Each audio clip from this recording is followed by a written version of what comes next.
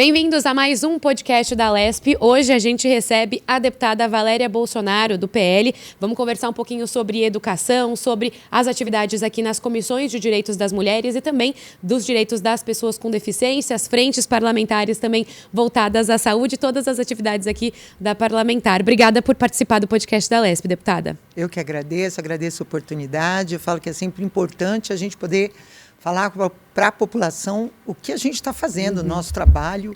A população tem que saber, né? Exatamente. Porque a cobrança é grande também. É grande. Bom, deputada, a senhora é presidente da Comissão de Direitos das Mulheres. Então, o que a senhora destaca das atividades do primeiro semestre, o que já foi feito? Nós começamos com as reuniões, demora tudo, Esse até de instaurar legislatura, tudo, a burocracia é sempre muito grande. Mas o mais importante para mim é essa aproximação da primeira Secretaria de Políticas Públicas para a Mulher, da primeira secretária, Sonária Fernandes, uma amiga querida.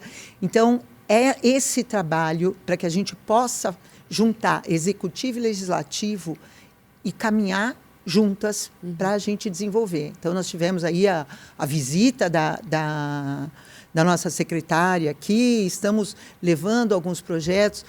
O maior desafio que eu sinto para a mulher é principalmente a mulher que está nesse ciclo de violência, né? E que a gente está trabalhando muito, inclusive junto com a secretária, é tirar essa mulher, dar condições para que essa mulher possa sair debaixo do chicote do seu agressor. Só que para isso ela precisa ter capacitação, ela precisa ter mercado de trabalho, ela precisa ter quem fique com seus filhos.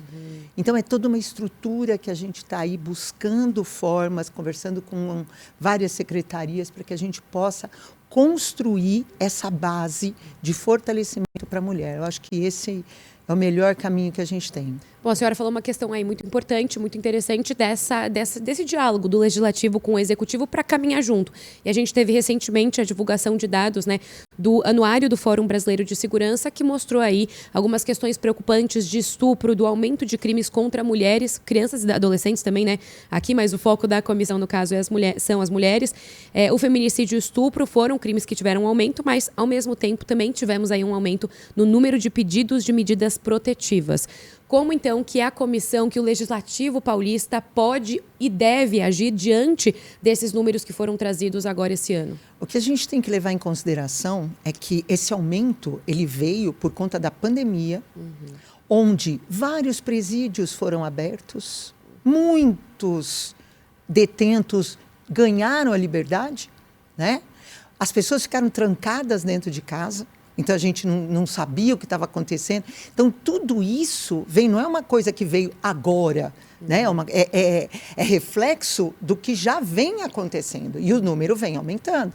Então, agora, a gente está aí vendo, diante desse desafio, nós estamos conversando para ver que tipo de política pública que a gente vai desenvolver, como que a gente pode fazer e buscando justamente isso, capacitação de mulheres. O Fundo Social também está muito voltado com essa parte de capacitação. Conversamos com a primeira-dama, eu e a secretária Sonária, conversamos com a primeira-dama Cristiane para fazer justamente todo esse trabalho de capacitação, de abrir frentes de trabalho para essas mulheres.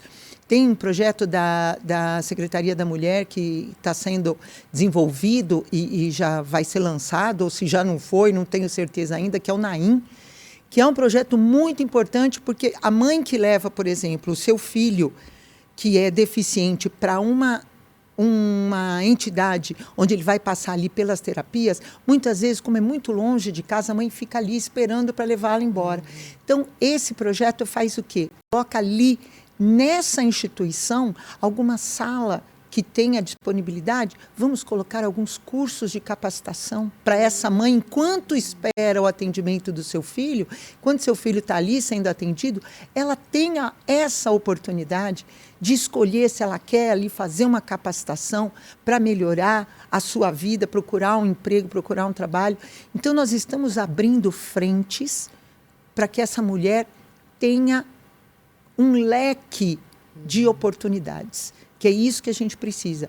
As pessoas têm que enxergar que elas têm oportunidade. E é esse o nosso trabalho enquanto legislativo e executivo. É apresentar esse leque de oportunidades para que ela possa ali ver como que ela pode fazer, aonde ela pode correr. E isso fortalece para que a mulher também faça a denúncia. Porque ela se sente segura. Ela sabe que tem gente que está ali para protegê-la. Então, todo esse trabalho nós estamos fazendo em conjunto com a Secretaria de Políticas para Mulheres, estamos em conjunto com a Primeira-Dama e o Fundo Social, que também tem essa função de, além de... Vamos fazer a parte assistencialista, mas vamos dar também a capacitação. Ninguém pode ficar vivendo de assistencialismo o resto da vida. Isso não é saudável, isso não é bom, isso não traz segurança para ninguém. Então, o que a gente quer é que essa mulher se sinta segura, que essa mulher saiba que ela tem onde buscar alguma força para ela sair dessa situação de violência, de submissão, não só do seu agressor, mas também do Estado. Entendeu? Então, é isso que a gente está fazendo. Bom, a senhora também faz parte da Comissão dos Direitos das Pessoas com Deficiência, né? Vice-presidente. Foi uma comissão até que conseguiu já ter bastante reunião, já convocou autoridades e tem focado muito na questão do convênio, do descredenciamento, né, das clínicas de forma unilateral. Então, eu queria saber, desse próximo semestre, aí, desse segundo semestre, o foco vai continuar nos convênios? Qual que é o objetivo aí daqui para frente? Então, me preocupa muito... porque quando a gente fala de convênio, nós estamos falando de pessoas que têm condições financeiras, que têm condição de buscar outras formas de atendimento. E me preocupa muito, porque desde 2019, quando eu coloquei a Frente Parlamentar de Defesa dos Direitos da Pessoa com Deficiência e Doenças Raras, o meu foco é quem não tem nenhum tipo de condição financeira, de condição de conhecimento, porque falta muito conhecimento ainda para as famílias. Então, o meu foco está muito voltado para essa população. Quem não tem condição nenhuma, quem não tem... A Frente Parlamentar, quando nós conseguimos levar essas frentes parlamentares para os municípios e colocar dentro das câmaras municipais, essa ponte entre o municipal e o estadual, ela foi maravilhosa, me trouxe resultados maravilhosos. Por quê? Porque o vereador que está lá na ponta, que conversa diretamente com a população, ele sente toda a necessidade e traz para o estadual, aqui para o legislativo, o que está acontecendo. E aí nós conseguimos ajudar, porque às vezes, muitas cidades, e eu gosto de fazer esse trabalho, eu sempre gostei, professora de educação infantil, como eu sou também, gosta de um trabalho minucioso, uma coisinha, um trabalho de formiguinha, e eu adoro ir nas cidades menores, onde ninguém vai, onde muitas vezes as cidades são esquecidas, essa população fica ali aquém das informações e de seus direitos. E esses vereadores me trazem ali as necessidades e a gente pode atender. Muitas vezes não é só com verba parlamentar, mas é com capacitação, é com esclarecimento. Infelizmente, é muito triste a gente saber que ainda no estado de São Paulo, municípios têm, principalmente os rurais, tem famílias que guardam os seus filhos deficientes dentro de casa. Porque tem medo, porque não tem conhecimento do seu direito, porque não tem conhecimento de que pode levar para uma escola, que vai ter um respaldo. E isso é muito triste, que a criança fica ali sem nada, sem nenhum atendimento, a família sem às vezes, receber os direitos que tem, sem receber um BPC. Então, tudo isso a gente tem feito, tem levado esclarecimento, tem levado para essas famílias, porque daí a gente faz reuniões, eu levo o meu jurídico, eu levo os meus assessores para conversar com essas pessoas, com essas famílias e mostrar para elas o que está acontecendo. Que elas podem, que elas têm direito, que o Estado está ali para ajudá-las, está ali para cuidar dos seus filhos também. Isso é muito gratificante. Isso olha, eu não tenho como falar para você a alegria de você ver várias famílias conseguindo o seu direito, o direito à sua dignidade. Isso traz para mim uma alegria que, olha, eu falo que essa missão que eu recebi e esse poder que Deus me deu de poder ajudar tanta gente é fantástico. Bom, e a senhora tem até duas frentes não parlamentares, mas duas frentes para atuar nessa questão, né? Porque integrando aí a comissão e também a frente parlamentar que a senhora mencionou. Então, as duas, elas se conversam. Qual que é a diferença aí de atuação dos dois grupos? Das duas, enfim, das duas frentes, né? Atualmente, a diferença dessas duas frentes é que o legislativo, está focado nessa população do descredenciamento, que é justo. Eu não estou dizendo que não é importante. É importante, eu concordo, a gente precisa ver, não é justo o que estão fazendo, os convênios têm que atender, afinal de contas a gente paga, e paga caro, não é barato, convênio médico, então a gente tem que exigir o nosso direito, sim. Mas a minha frente parlamentar, ela está muito focada em quem não tem nada. E que também tem direito. E que precisa ser ouvido também. Eu tenho certeza que agora, no segundo semestre, a gente vai conseguir esse equilíbrio. A gente vai conseguir conversar melhor sobre isso. E vai tocar de uma forma que a gente consiga atender a todos. Afinal, todos têm direito. Mas eu tenho certeza que a gente vai trazer esse povo que está um pouquinho esquecido, a gente vai trazer para a pauta e vai conseguir fazer esse trabalho equilibrado para que a gente possa atender a todos de uma forma equânime, que é a dignidade tem que ser para todo mundo. Então, o meu sonho de consumo é esse, que todos tenham atendimento. Nós vamos conseguir. Vai conseguir, tem que ter fé, né? Eu sou brasileira e não desisto nunca. Já diria. Bom, tem então uma outra frente parlamentar que é do apoio ao combate ao câncer. Um assunto antigo, difícil, complicado, né? Então, como avançar nesse tema? O que a frente vai trazer aqui de atividades? A frente, desde 2019 também, quando nós colocamos, o trabalho é muito focado na prevenção. Como professora, que eu trabalhei minha vida inteira na educação pública, né? E em Campinas, a estruturação das escolas em Campinas, o município, as escolas municipais ficam mais na periferia e as escolas estaduais ficam mais centrais. E eu fui dos dois, mas me aposentei no município. E falo para você, eu estive muitos anos na periferia e falta informação. Infelizmente. Falta informação, falta credibilidade das pessoas, porque, infelizmente, a gente tem uma falha na nossa educação muito grande, muito grande. E essa falha na nossa educação faz com que essas informações não cheguem na periferia. E eu falo como professora de biologia, de ciências, né? Que a gente tem uma defasagem muito grande no ensino, porque a educação, quando ela é colocada prioridade, ela leva o conhecimento para as pessoas, principalmente da prevenção, não só do câncer, mas de todas as doenças, mas do câncer também. E quando a gente tem a prevenção como prioridade, nós colocamos para a nossa população toda a parte de exames que deve ser feito, de controle que deve ser feito. Inclusive represado até pela pandemia, né? A pandemia, e nós falávamos já na pandemia que o cuidado estava sendo abandonado e que isso agora se refletiria de uma forma trágica. E é o que está acontecendo. Porque muitas pessoas, por medo, por falta de informação, abandonaram os seus tratamentos.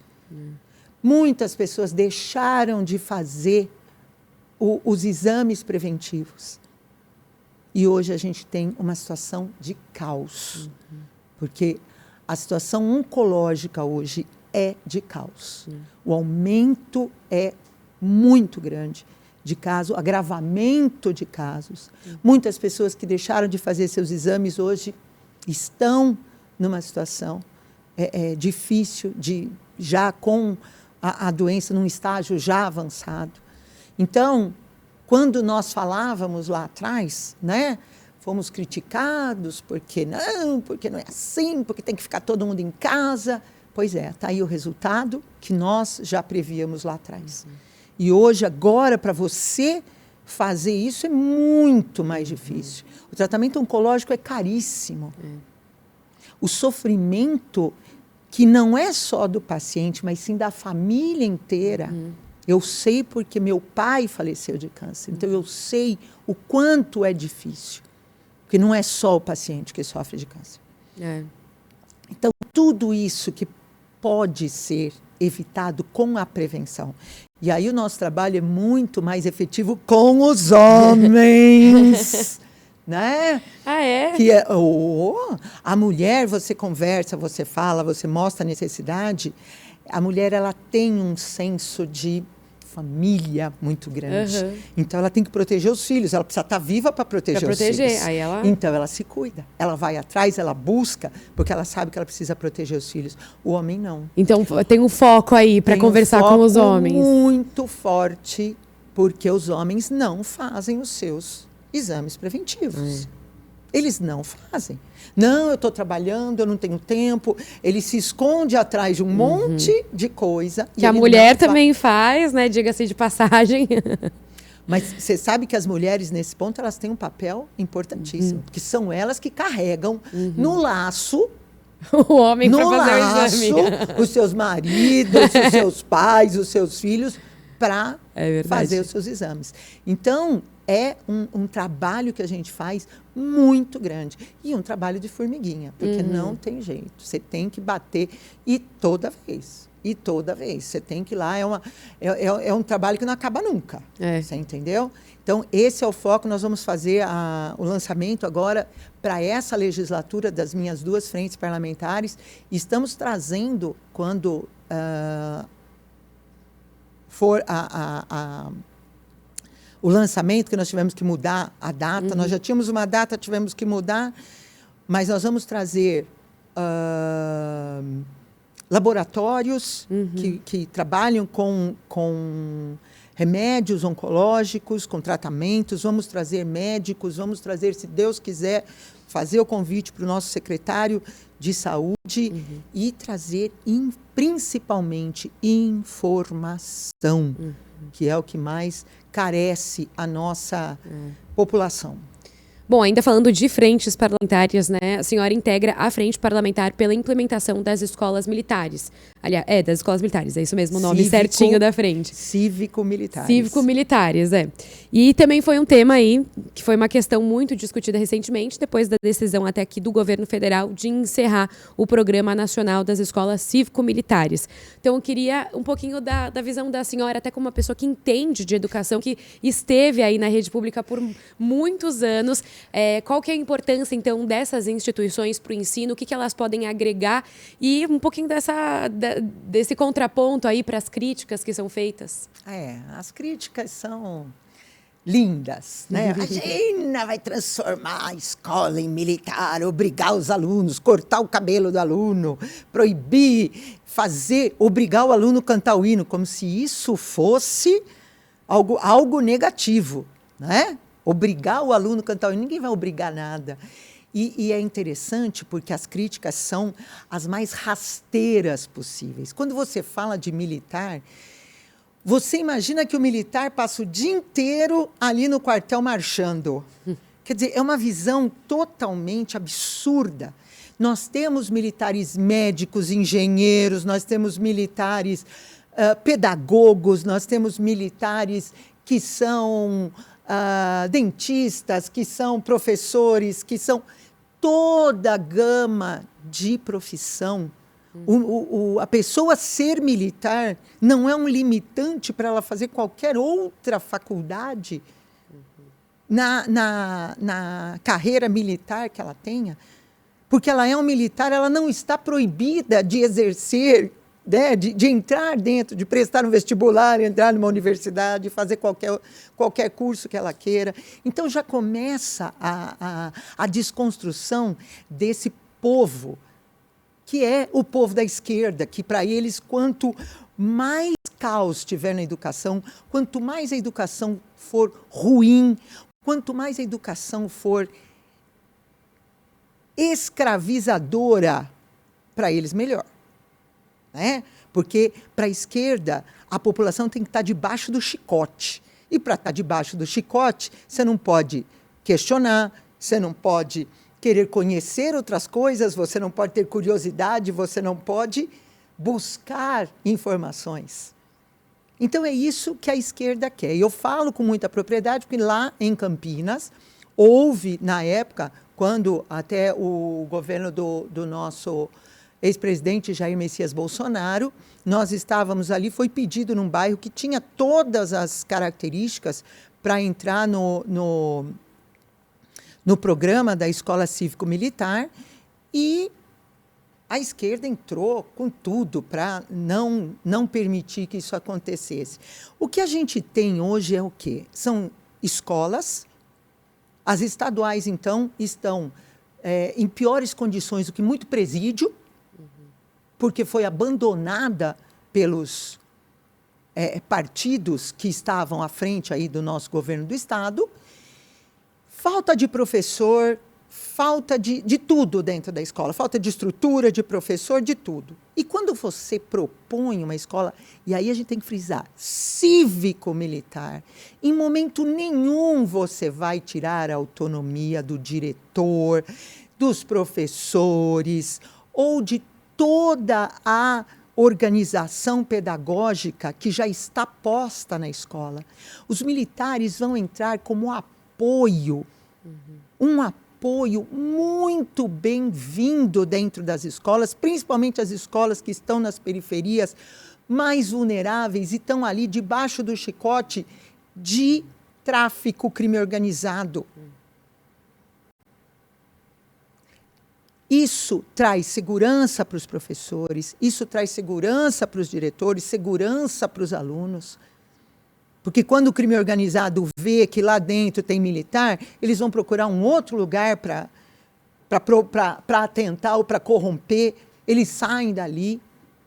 Então, o militar que está ali dentro da escola, ele pode, por exemplo, na falta de um professor, ele pode colocar ali, promover um círculo de conversa, um bate-papo, pode colocar ali, de repente, o militar, ele sabe tocar um violão, ele pode fazer ali, ensinar as crianças uma música, ele pode, se ele for formado em educação física, propor uma atividade física para as nossas crianças, um reforço para essa criança que está ali precisando.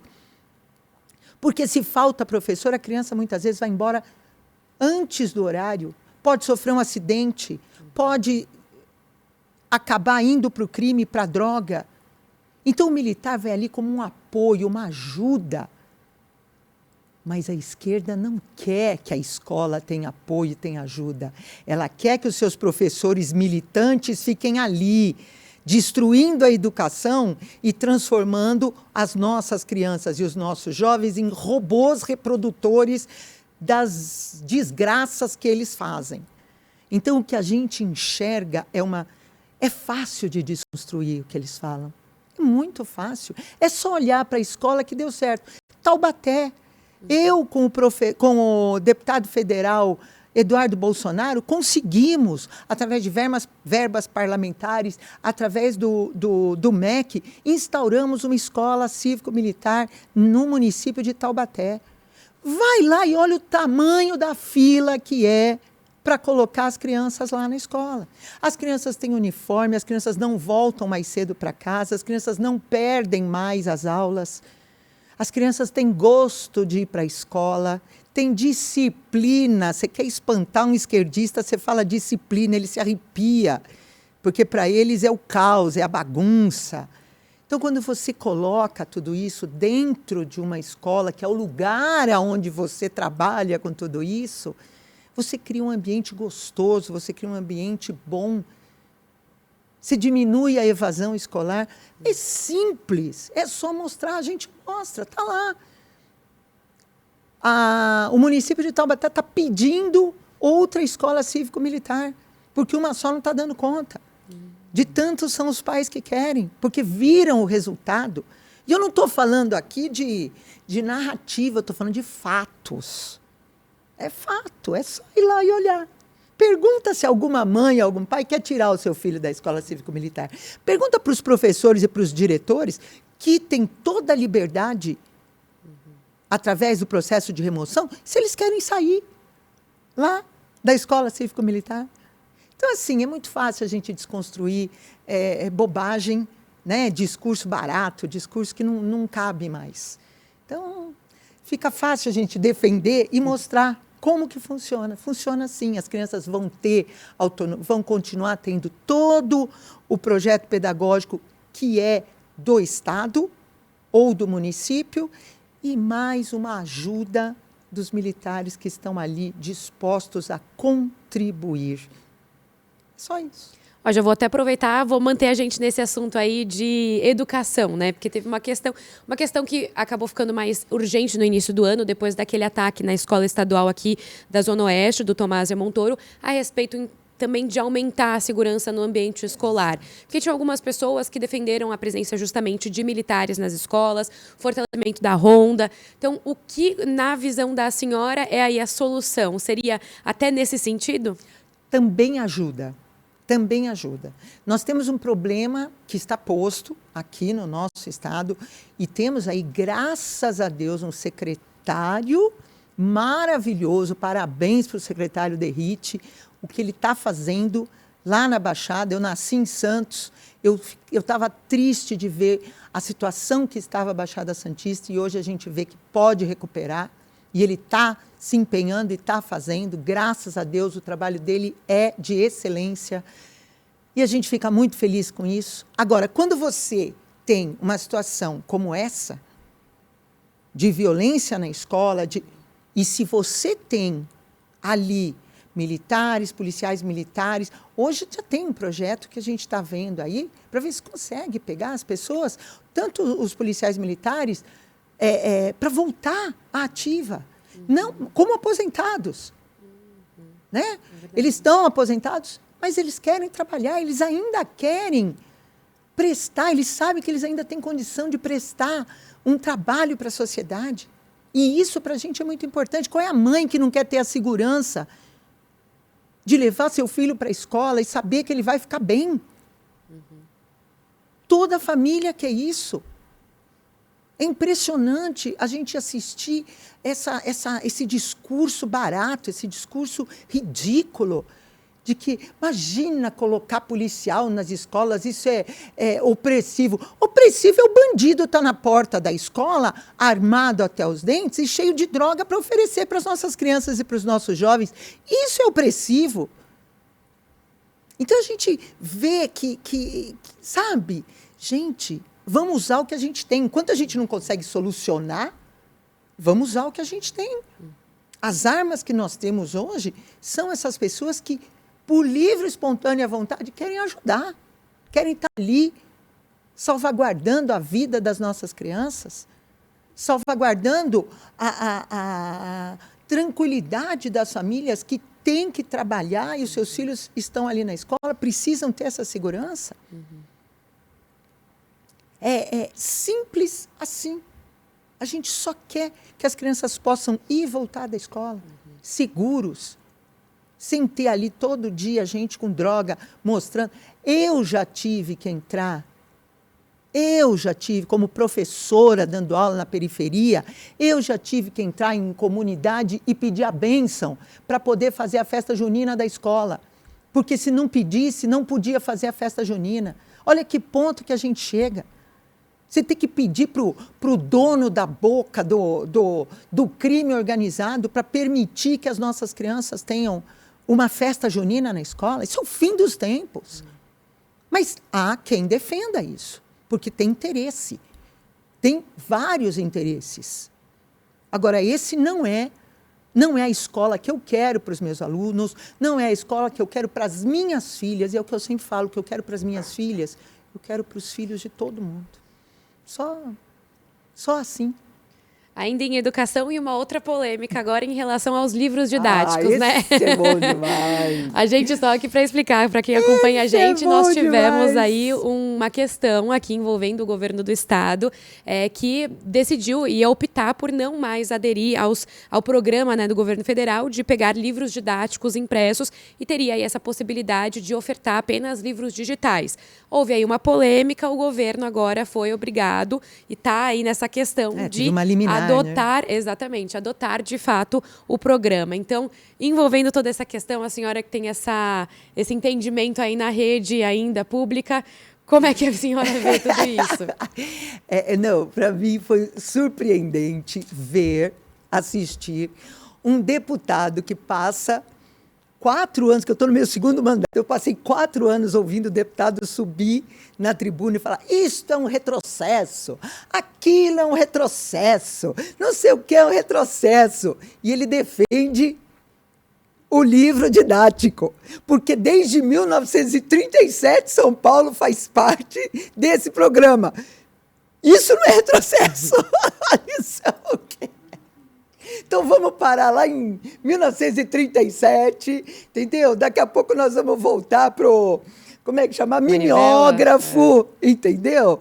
Porque, gente, você quer coisa mais retrógrada do que livro didático? Está ali 3, 4, com a tecnologia que nós temos hoje, a informação muda a cada segundo.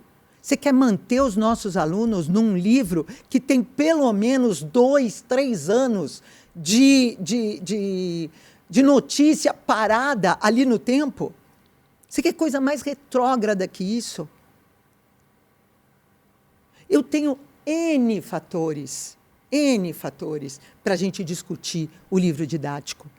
E nós vamos discutir, porque eu não vou... Isso eu ia perguntar, vai trazer também. Isso eu não vou engolir de jeito nenhum. Nós vamos discutir, sim, porque não é possível. Nós temos aqui, por exemplo, esta Casa Legislativa implementou o quê? O regime sem papel. Oh, meu Deus! O governo do Estado também implementou tudo sem papel. A justiça, tudo sem papel. Mas a educação tem que ter livro didático, ou seja, papel. Cadê a narrativa da defesa do meio ambiente? Agora ela não existe mais. O pessoal que fica gritando lá na tribuna, que defende o meio ambiente, estão matando, estão desmatando. Mas fazer livro didático pode. Cadê a evolução? É o que eu falo, eles querem manter aluno debaixo do chicote. E aí você tem, né? O livro didático é o quê? Direcionamento, porque, primeiro, pode olhar há quantos anos são as mesmas editoras que estão ali concorrendo. Sempre as mesmas editoras. Não vou citar os nomes, mas porque eu não quero ser processada, mas são sempre as mesmas. Isso não é lobby. Isso não é lobby político. Agora, a falta de informação que tem dentro dos livros didáticos, as mentiras que tem dentro do livro didático, aí eu abro o peito, vem, que eu mostro, porque eu tenho livro didático guardado da época que eu dava aula, e eu mostro. Porque várias vezes eu trabalhando ali com o livro didático, eu tive que parar, voltar, pegar o computador, trazer o computador da minha casa para mostrar para os alunos, está vendo, ó, como está errada essa informação? Erros de português dentro dos livros didáticos. E a ideologia partidária que está explícita no livro didático. Eu desafio me trazer um livro didático que fale da época da ditadura e que ele fale sobre algum grupo guerrilheiro que tinha na época, que todo mundo sabe. Nenhum livro didático de história fala isso. porque tem ideologia partidária dentro do livro didático. Aí vem aqui subir. Não, nós precisamos de uma educação que seja igualitária. Igualitária aonde? É todo mundo sem informação. Essa é a igualdade que eles querem? Todo mundo sem informação, todo mundo sem nenhum tipo de busca de curiosidade. Livro didático limita o aluno, limita o professor. Quantos professores usam livro didático? Eu cansei de receber livro didático na escola, fica empilhado numa sala. O problema é que aqui nessa casa tinham, né, uma entrou comigo, mas tem o outro que já está aqui faz muito tempo, que só ele falava de educação. E todo mundo aceitava.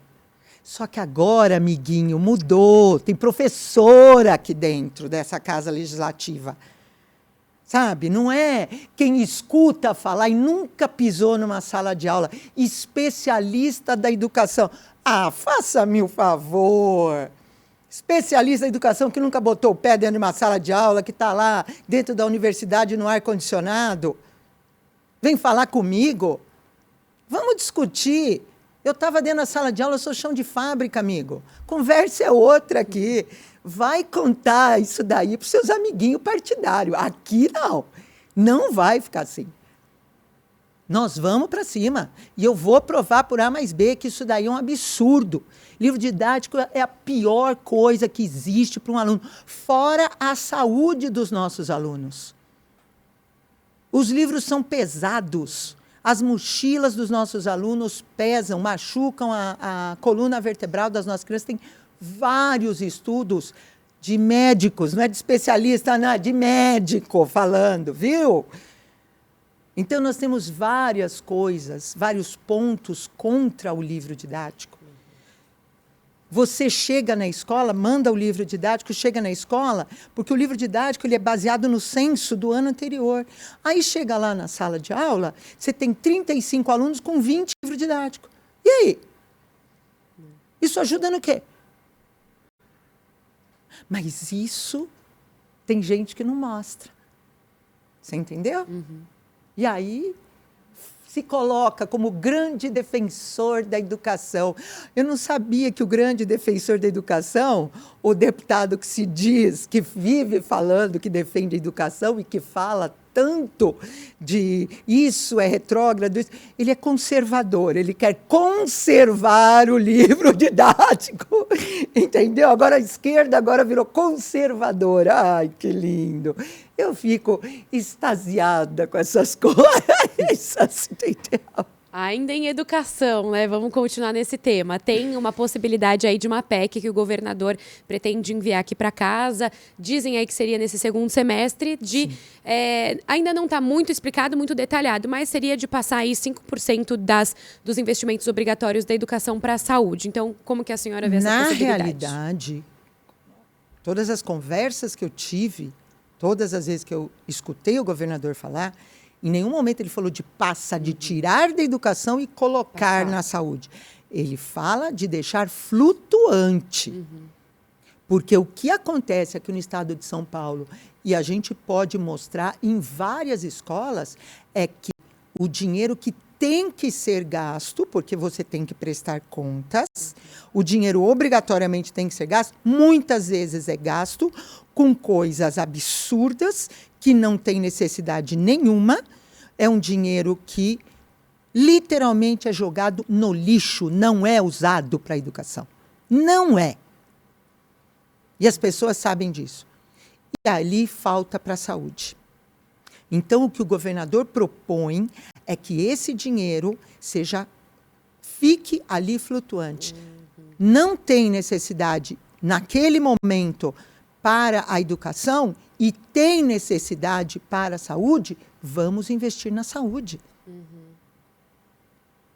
Agora, aonde está o absurdo nisso? O estado de São Paulo é o único que obriga 30%. Todos os outros estados estão com a educação ruim? Uhum.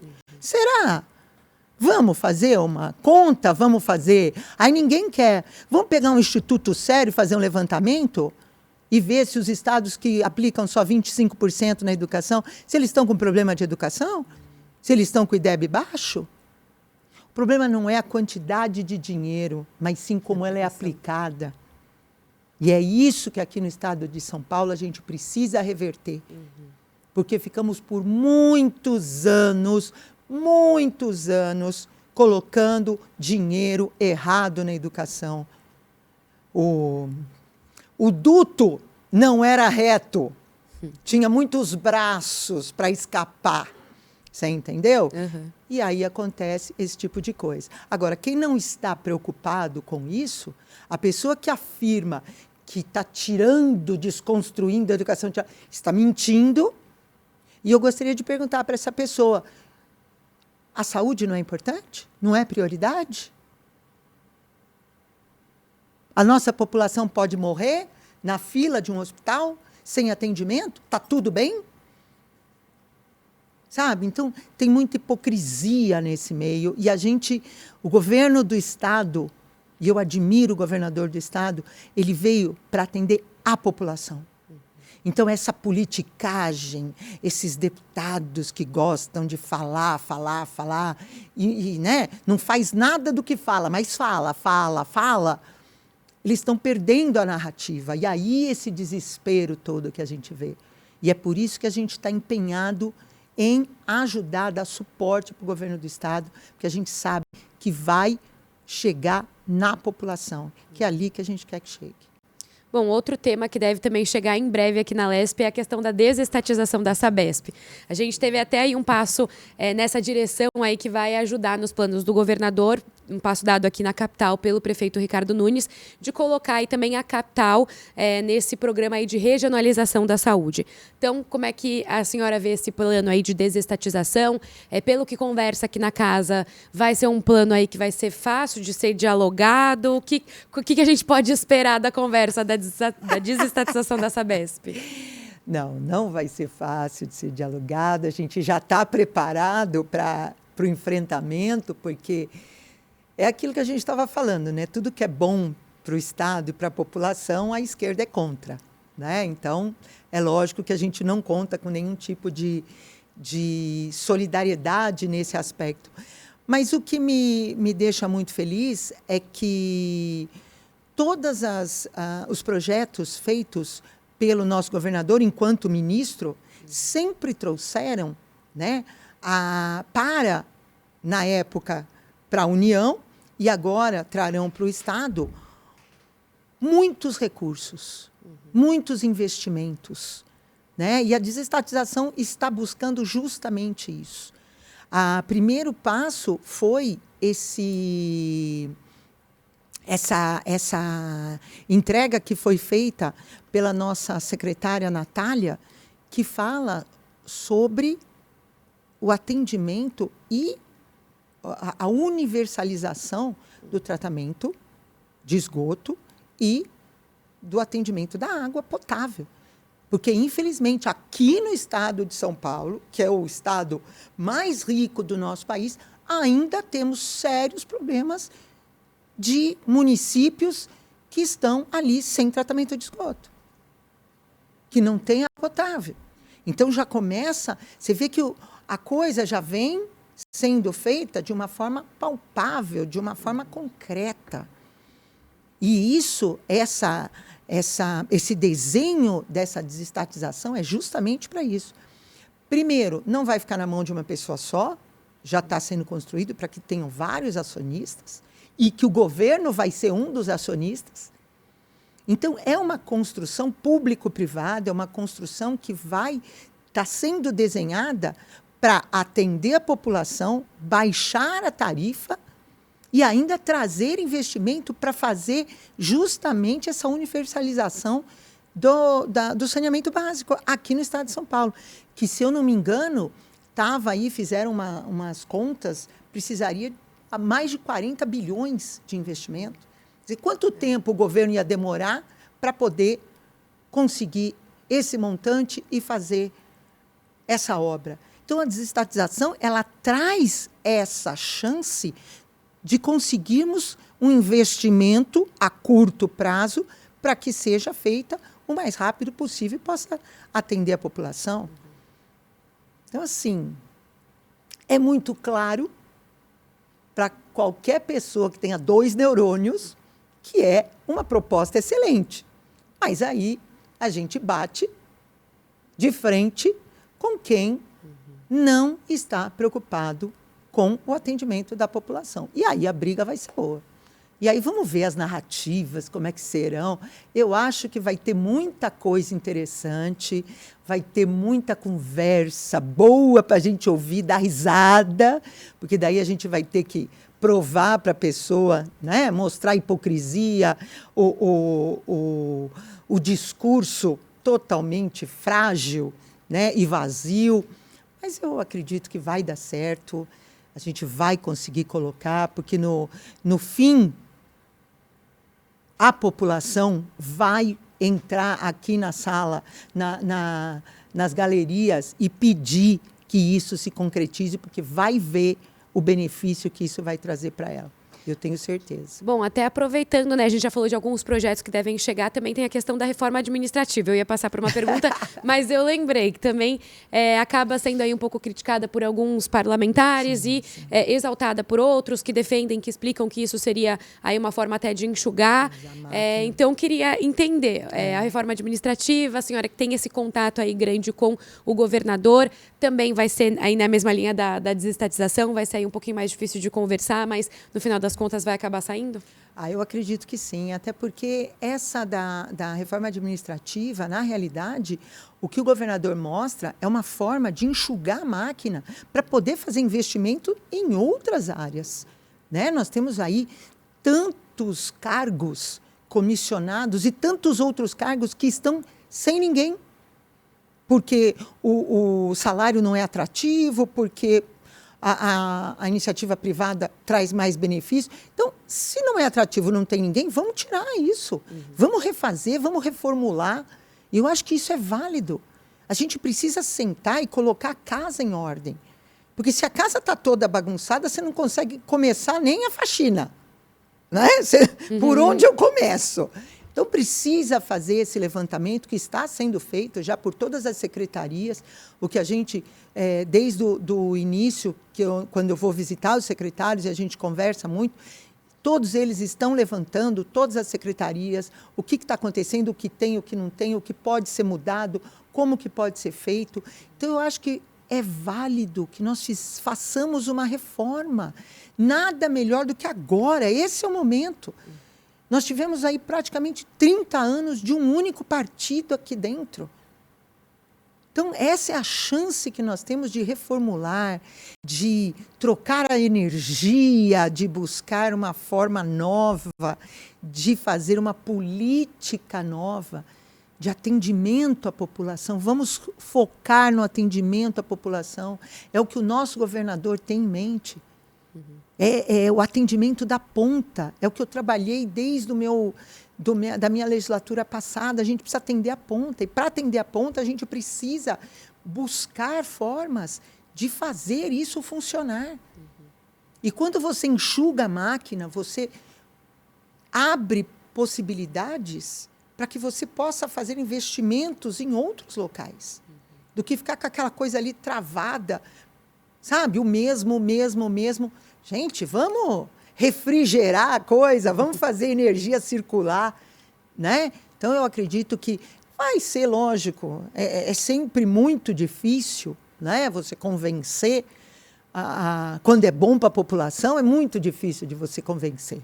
Então, eu acredito que a base vai estar bem estruturada, está recebendo, a gente vai ter as informações aí passadas para que nós possamos chegar ali na tribuna e mostrar para a população como ela vai ser atendida. Esse é o trabalho que eu faço.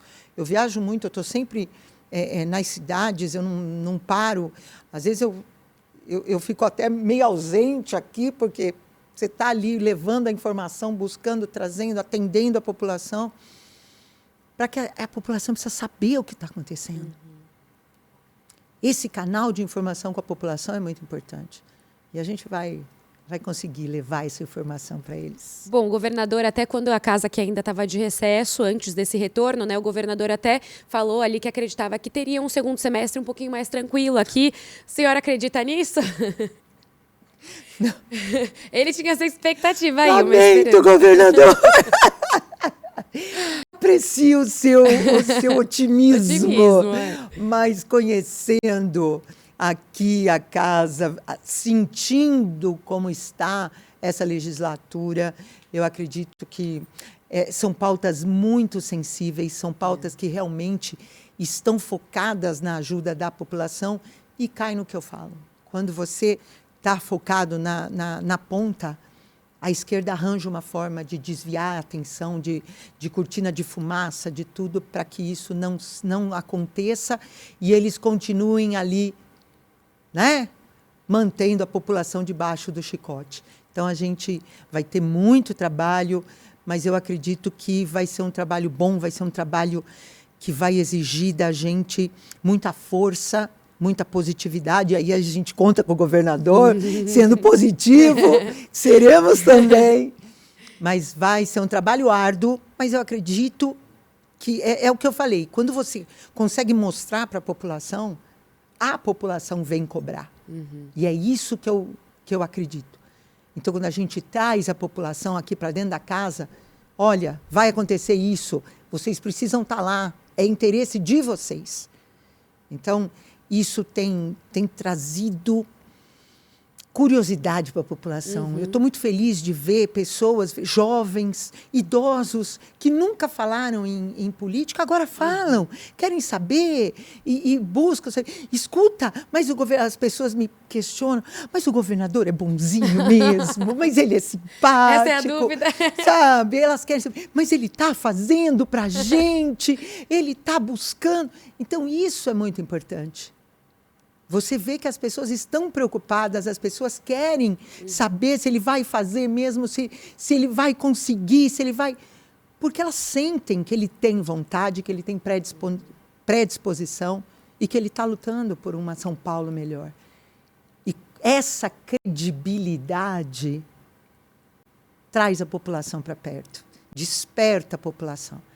E a gente está junto nessa batalha aí. Bom, e a expectativa, então, agora para o seu mandato aqui nesse segundo semestre? Já tem algum projeto que deve ser apresentado? Como é que vai ficar? Quais são os focos? Estou com 2 projetos meus que eu não apresentei no primeiro semestre, porque eu estava discutindo com o governo, estava conversando com as secretarias, porque o meu objetivo, além de não ter projeto vetado, é de construir com o governo, de colaborar.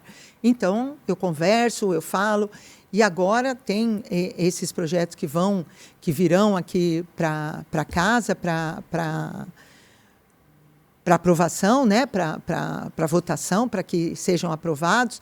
Tem um que eu ainda estou conversando com a Secretaria da Pessoa com Deficiência, acertando as arestas para que a gente possa ver como que eu vou poder ajudar a secretaria vai poder ajudar para que o projeto flua de forma a trazer benefício para as nossas crianças, para os nossos deficientes, para as nossas mães de deficientes. Então, nós estamos nessa construção e outros tantos projetos que a gente tem aí, buscando a parte de educação, que estão parados. Porque é um problema sério, eu falo que é muito esse projeto, assim. As pessoas garram um amor nos meus projetos. E aí perdem vista e não devolve mais, você entendeu? Agora eu entendi. É um amor tão grande que a pessoa sente pelo meu projeto, segura, que ela pega o projeto e deixa lá no gabinete dela, para ela ficar olhando e apreciando e trocando amor com o meu projeto. Então, eu tenho projetos aí que estão parados há mais de um ano, na mão da vista de quem tem amor a ele. Né? Então, a gente está tentando fazer com que esse amor seja distribuído. E continue andando. E o meu projeto continue tramitando. Continuar tramitando. Bom, deputada, a gente entra agora no final, aqui na reta final do podcast, que é um bate-papo aqui, mais descontraindo ainda do que a gente já estava tendo, para descobrir, para entender quem que é a senhora fora aqui da Alesp. Então, tem algum hobby? Sobra tempo para fazer alguma coisa, para ter ali um tempinho de viagem, para ficar com a família? Como é que a senhora administra esse tempo? Administrar o tempo está bem difícil, está bem complicado. O marido faz esse questionamento para mim. Todo dia ele me questiona. Mas, assim, graças a Deus, eu tenho uma parceria muito grande dentro da minha casa, né? E meu marido fala que nunca me viu tão feliz. E isso, para mim, é muito gratificante, porque ele consegue compreender a ausência, né? Através dessa felicidade que eu tenho, dessa minha realização, porque eu estou muito realizada profissionalmente com o trabalho que eu faço. E isso transparece, graças a Deus, transparece até para ele. E ele, tem dia que ele fala para mim, olha, eu só não vou perder a minha paciência, porque você está muito feliz. Então, assim, essa parceria, graças a Deus, são 31 anos de casada, então são 31 anos, não, 34, porque teve 3 de namoro, são 34 anos de muita parceria, de estar ali muito próximo, muito junto, e hoje ele consegue compreender essa distância maior, porque ele vê a minha realização e ele respeita isso, ele me ajuda muito nisso, ele colabora, a gente conversa em casa. As minhas filhas, graças a Deus, né, coisa mais linda da mamãe, elas ficam loucas, porque eu falo e falo na frente de todo mundo, elas querem me matar. Uma já está com 27 para 28 anos, a outra tem 21, e eu falo que são a coisa mais linda da mamãe, são a razão da minha vida, são a razão da minha batalha diária, são por elas que eu falo que eu mato, que eu morro, que eu me divido em 39 milhares de pessoas para poder fazer e mostrar esse exemplo de batalha diária, de conquista, de que a gente, tudo que a gente quer na vida, a gente tem que buscar, a gente tem que conquistar, a gente tem que correr atrás. E eu acho que elas estão enxergando isso. Alguma delas talvez vai seguir aqui pela política também? Não, acho que não. Vão deixar para você essa parte. Deixar essa parte para mim. Mas elas compreendem. E isso me deixou muito feliz, porque elas não tinham essa visão e hoje elas têm uma visão muito grande do que é a política, de como funciona e de como a coisa anda, né? Então, assim, eu desisti de fazer planejamentos de viagens, assim, porque não tem como. A vida não permite, você tem que estar o tempo todo trabalhando e, assim, de vez em quando dá um tempinho, a gente dá uma fugida, faz uma viagem até inesperada, vamos de sopetão, e aí a gente faz alguma coisa. Virou uma agenda espontânea, exato, uma vida espontânea. Exato. Vamos fazer, hoje dá para passar o final de semana, vamos correr antes que apareça alguma coisa. E aí a gente tenta fazer alguma coisa. Eu tenho 2 cachorrinhas que são a coisa mais linda, são presentes de Deus, que me ensinam todo dia o que é o verdadeiro amor, amor de entrega, amor de não esperar nada em troca, o que é você, né? Lição de amor. Todos os dias eu tenho ali minhas 2 piludinhas. E foi o que ficou em casa, porque as 2 filhas foram embora. Agora tá o ninho vazio, né? Estão seguindo suas vidas e a mãe está lá e o pai também. Olha para o quarto, não tem ninguém lá, né? Mas tem as piludinhas ali que a gente se consola e elas nos consolam muito. Mas, assim, o maior hobby que eu tenho é de estar com a minha família, de estar com o meu marido, com as minhas filhas, de estar junto, a gente se diverte junto, a gente dá risada junto, a gente sofre junto, mas nós 4, 6 com as piludinhas, graças a Deus, nós temos uma cumplicidade muito grande. E isso é o maior orgulho da minha vida. A família que eu construí, que eu tenho ali dentro da minha casa. Isso não tem preço, isso não tem o que pague. Eu morro de orgulho de ver minhas filhas traçando a vida delas. Eu morro de orgulho de ver elas saindo debaixo da minha asa e conquistando, e elas enfrentando trabalho, estudo e buscando a vida delas. Eu morro de orgulho do marido que eu tenho, de me entender, de aceitar dessa nossa vida que virou de cabeça para baixo, porque eu saí da sala de aula e vim parar aqui, coisa que eu nunca imaginei na minha vida. Eu falo que eu vou escrever um livro deputada por acaso, porque na minha trajetória foi isso que aconteceu. Se a senhora puder explicar até como é que foi essa saída aí da sala. Para a gente saber já a sinopse do Deputada por Acaso. Antecipar. Eu estava dentro da sala de aula e, de repente, um partido me convidou para sair para vereadora, né? Eu nunca tinha me vinculado a nenhum tipo de partido, nem nada.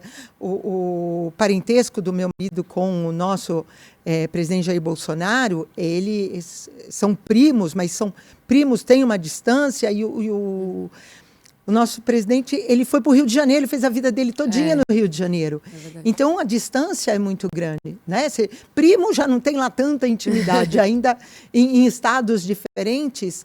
Mas quando o Eduardo saiu a deputado federal por São Paulo, aí sim, ele mandou para a gente todo o material do filho, e nós fizemos a nossa campanha ali do nosso jeito, em Campinas, falando com as pessoas e etc. Isso foi em 2014. Em 2016, eu recebi esse convite, fui. Falei, estamos aí. Estou dando aula, vamos, adoro um desafio.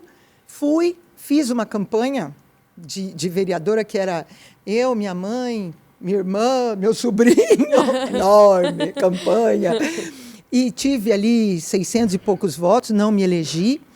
Mas aí sim, fui atrás fui para Brasília conversar com na época, deputado federal, e falei para ele que eu estava saindo aqui como vereador. Ele, poxa, que legal. Pô. E aí, em 2017, eu conversei com ele e falei, bom, você vai mesmo sair para presidente da República? Vou. Falei, beleza, então eu vou sair para deputada estadual, para que as pessoas na minha cidade conheçam o meu nome, e quem sabe em 2020 eu consigo ser vereadora, porque eu não tinha conseguido em 2016. Falei, quem sabe eu consigo. E foi isso que eu fiz. Fiz uma campanha totalmente barata, não tinha, com mais recurso meu do que qualquer outra coisa. O meu comitê de campanha era dentro do meu Fox. Eu tinha um Fox branco. Então as pessoas perguntavam, onde é seu comitê ali naquele Fox estacionado ali? Porque era ali no porta-mala que eu tinha o meu material de campanha todo, cabia dentro do porta-mala do meu Fox. E eu fui fazendo campanha, fui fazendo, e no meu marido no celular, postando as coisas e falando. A pergunta que eu mais respondo até hoje, você é parente do Jair Bolsonaro? Aí eu explico, meu marido é primo do Jair Bolsonaro, eu sou casada, por isso que eu tenho o nome, mas eu tenho o nome, está no meu documento, está no RG. E aí fui fazendo assim. E no dia 7 de novembro de 2018, estamos nós na minha casa, com a certeza de que eu não ia ganhar. E meu marido me lembrava isso toda vez, porque ele falava, você não vai ficar chateada, né? Você sabe que você não tem chance nenhuma. Deputado estadual foi ex-vereador, ex-prefeito, já está na política. Eu falei, fica tranquila, eu sei, eu só estou fazendo para quem sabe, né? Na próxima, de vereadora. E está tudo bem, a gente está vendo lá, abril, 35 mil votos, eu já quase caí das pernas. Eu falei, meu Deus, o que é isso?